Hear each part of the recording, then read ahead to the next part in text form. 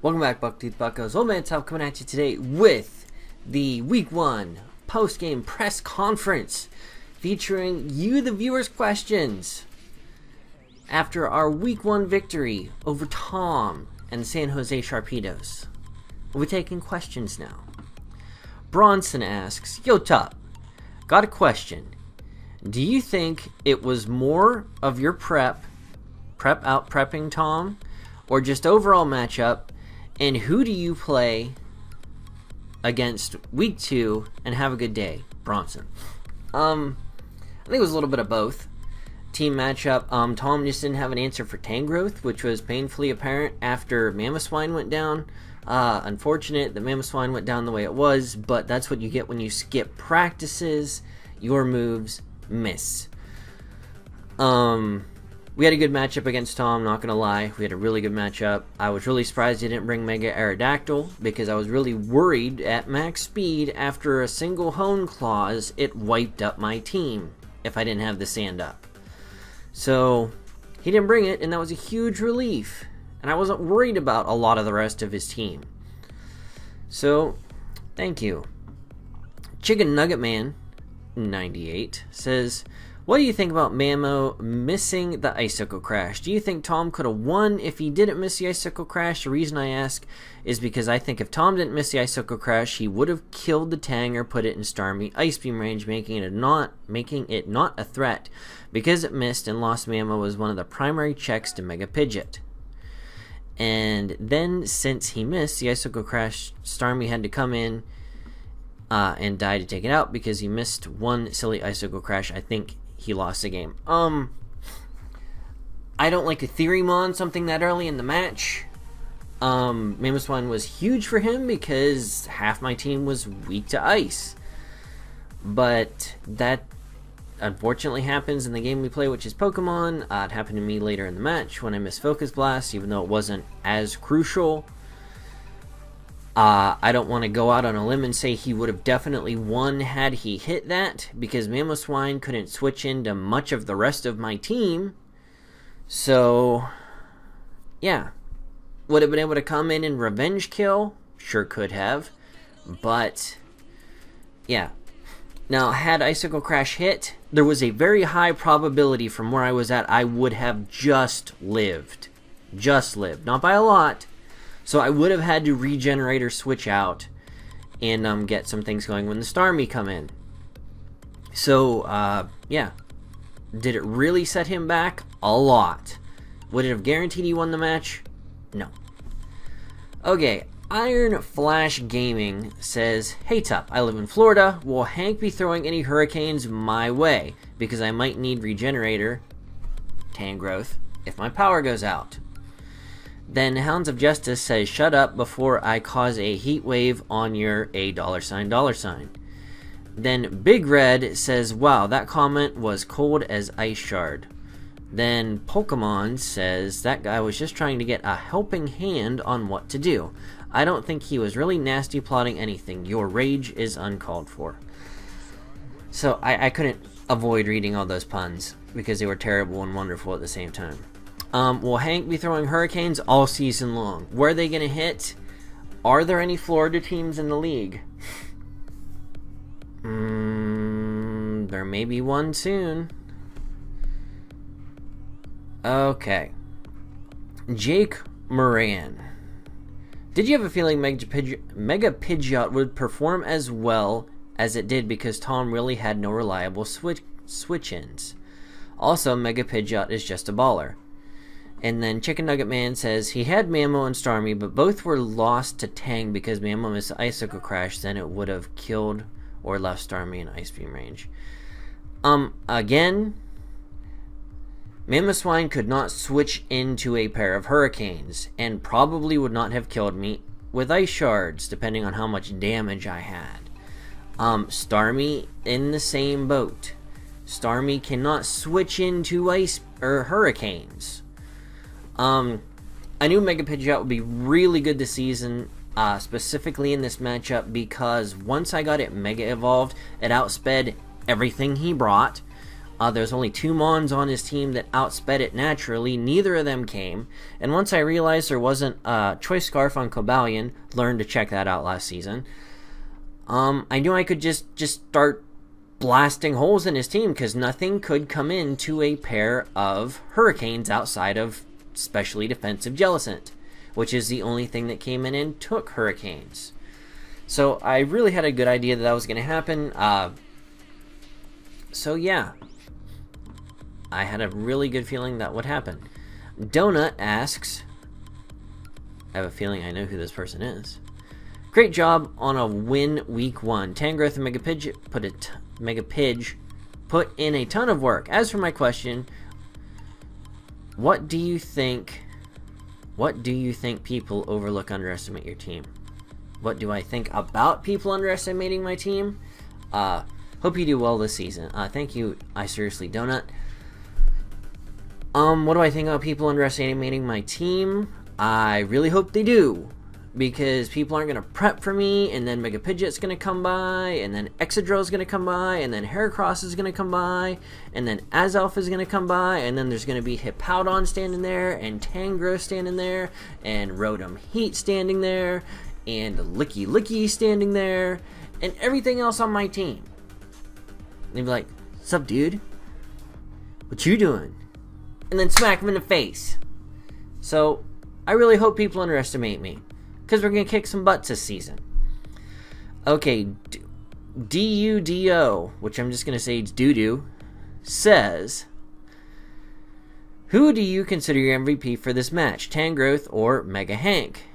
And one of the bold predictions is that Mega Pidgeot will have an average of 2 kills per game at the end of the season, which was clarified 2 kills per game it is brought.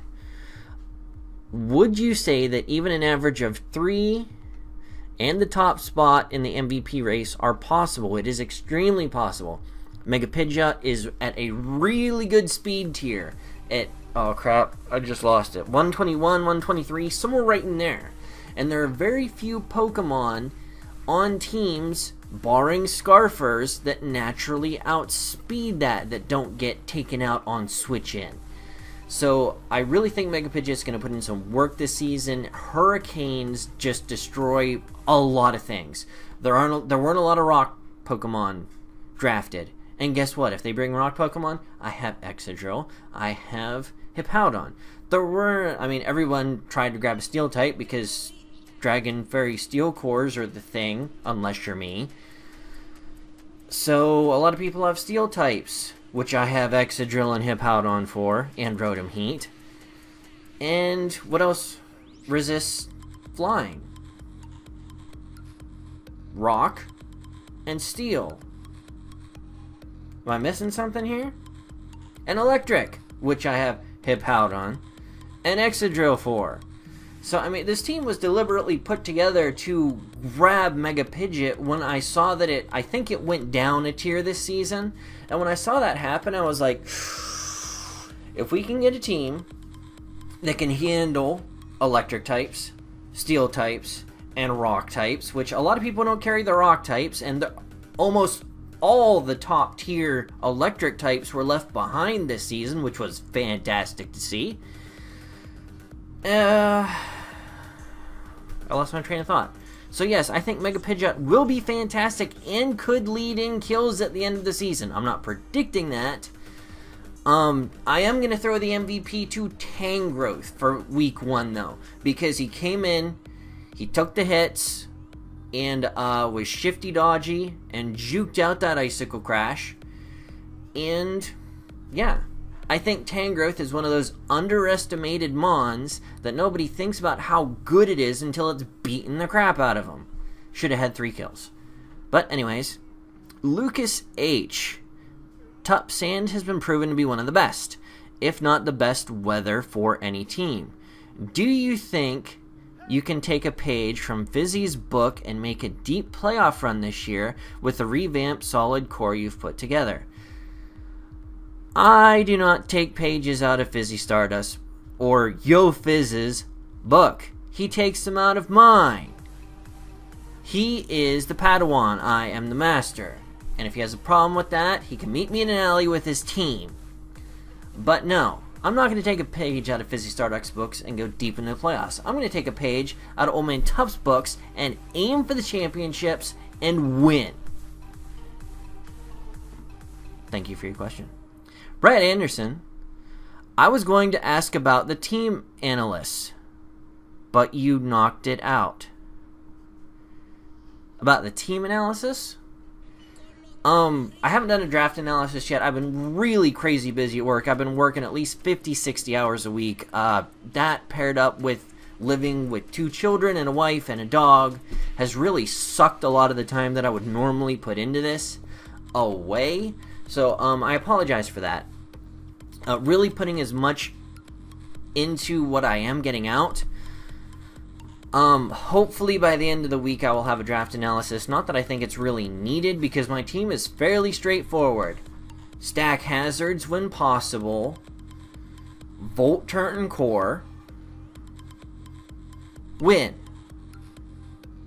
Set up sand. Exit-drill mop up after everything's worn down. Win. I mean, that's pretty much it. Then we got things that you can throw in the mix. We got a status absorber with Heracross. And you know, one of these weeks, you're going to get one of those weird teams and you're going to be like, holy crap, Tup is a genius. You'll know it when you see it. Okay. Dark Armed 619 would like to ask, how does your win over the Sharpedos affect your mental state? Seeing how much Tom trashed you last season in the power rankings, how do you feel? Do you feel like you have more momentum from that game than you would over an ordinary victory?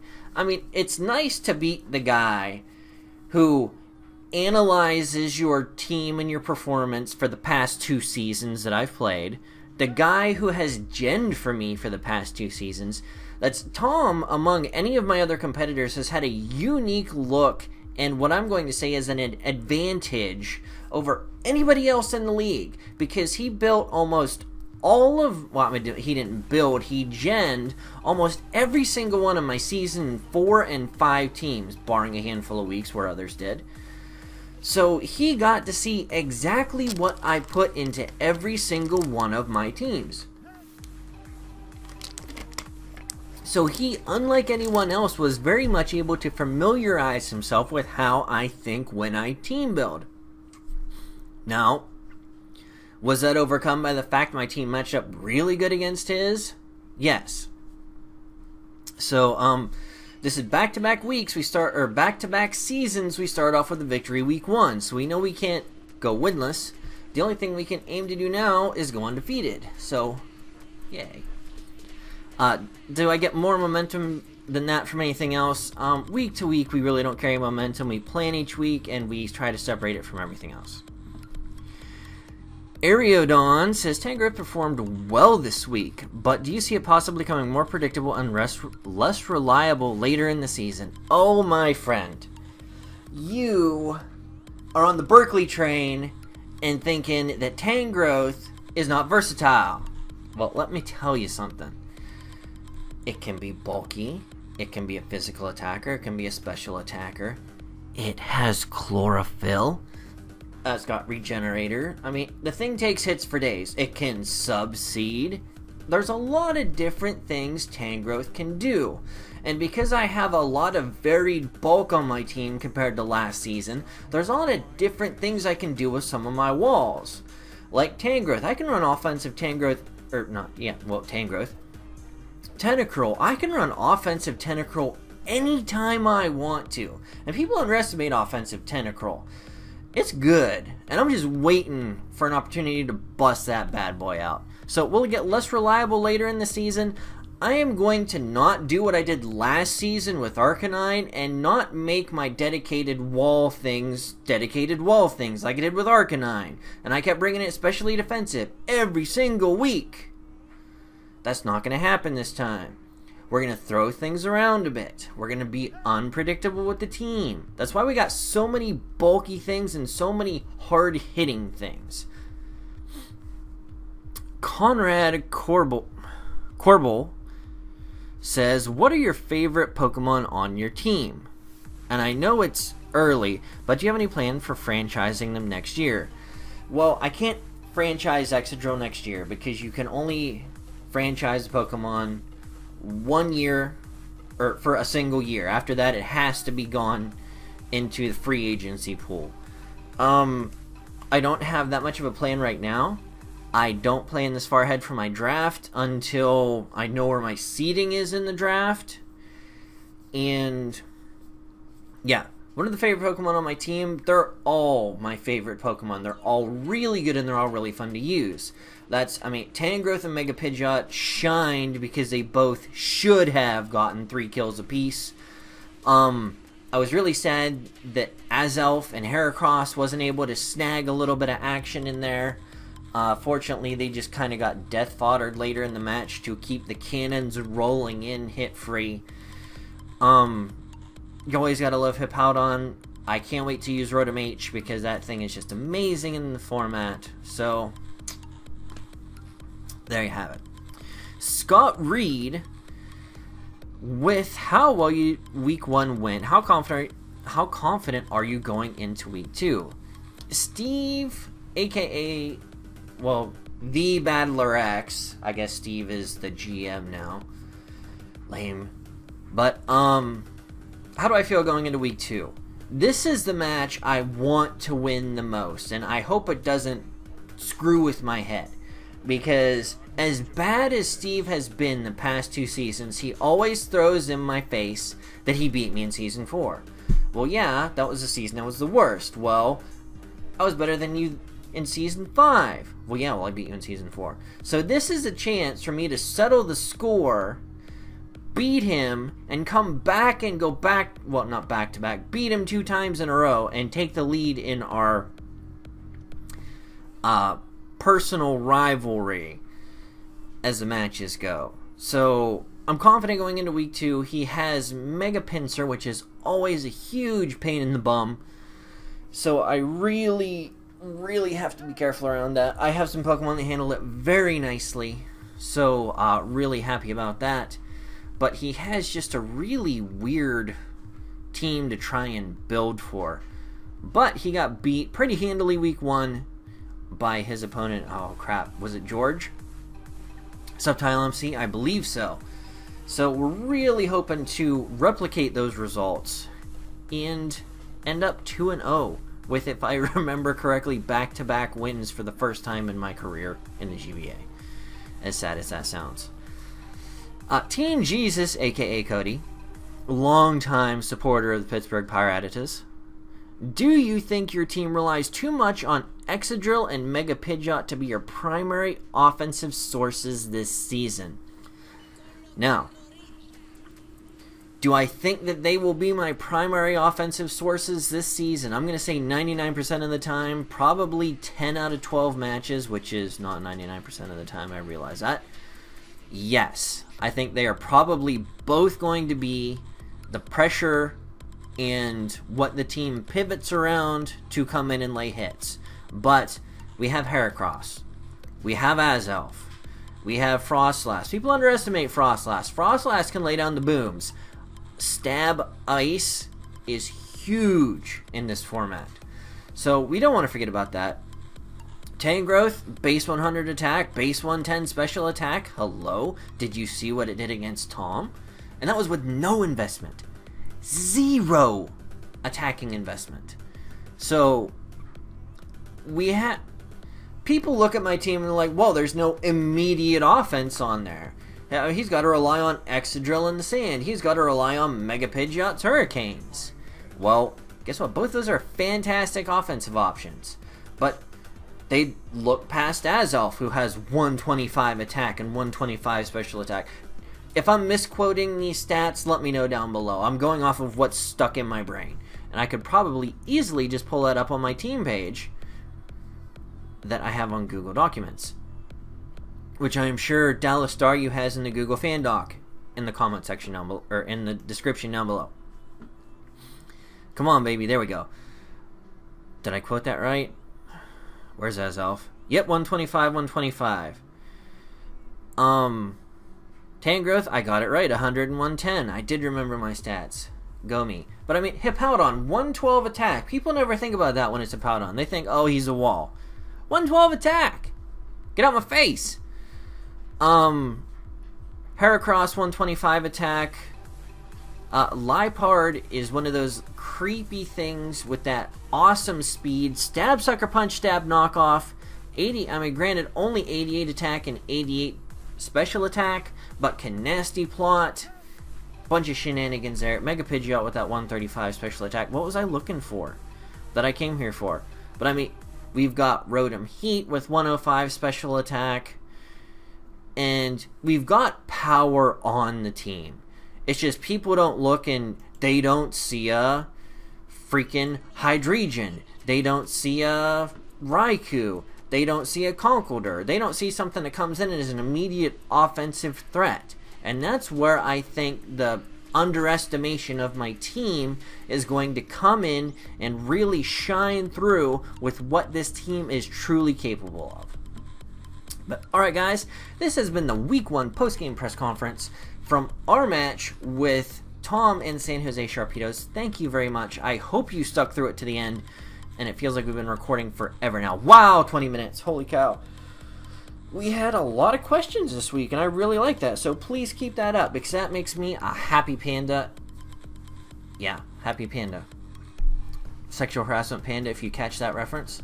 It makes me a sad panda. Alright guys, been OldManTup. Thank you for the questions. Leave some comments down below on who you think will be the MVP from Week 2 in our match against Battler X and the Milwaukee Saucebucks. Alright guys, this is OldManTup, and we will catch you on the flip side. Peace.